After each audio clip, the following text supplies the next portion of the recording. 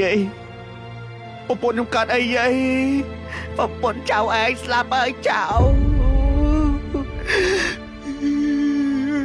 ប្រពន្ធខ្ញុំស្លាប់ដោយសារអីយាយអាសនប្រពន្ធឯងស្លាប់ដោយសារចងក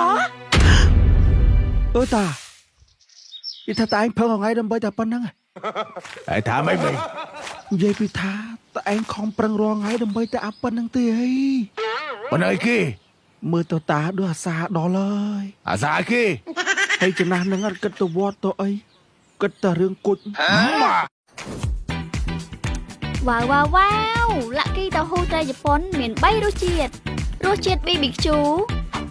រសជាតិដើមនិងរសជាតិផ្អែមហឹរលាក់គីតៅហ៊ូត្រីជប៉ុនមានរសជាតិឆ្ងាញ់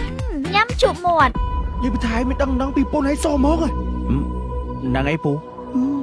អត់ដឹងអីសោះមកឯងអត់ដឹងផងហើយមិនពូអាឡូចេបើឲ្យព្រមលោកដេកឲ្យអញប្រាប់រឿងទៅហេងចឹងបាយក៏បានដែរតែរឿងវាសំខាន់ណាស់ហើយសំខាន់នឹងរឿងអីគេរឿងអាឡូចេពូសួរដីព្រមលក់ឲ្យពូអត់បើព្រមលក់ឲ្យពូព្រមនិយាយរឿងប្រាប់មួយឯងរឿងប្រពន្ធហេងហ្នឹងបានន័យថាប្រពន្ធខ្ញុំគេយកប្តីមួយទៀតមែនពូ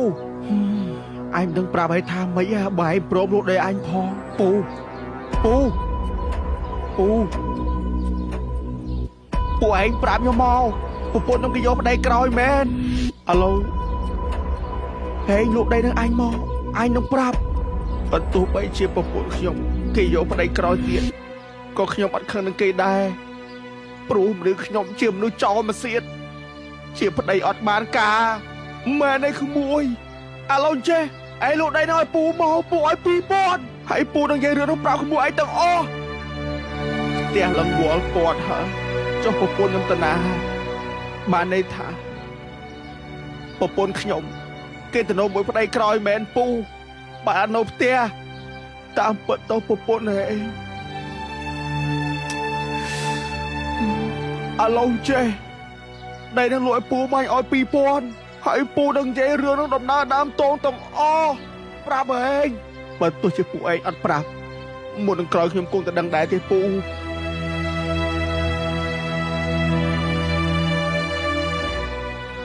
កតោះនេះជាប់គុកប៉ុណ្ណឹងអត់កែមែន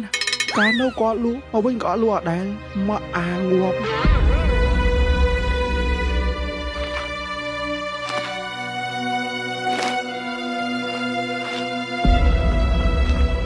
សម្រាមក៏អត់មានអ្នកបោះចុះផ្ទះស្ងាត់ម៉ែ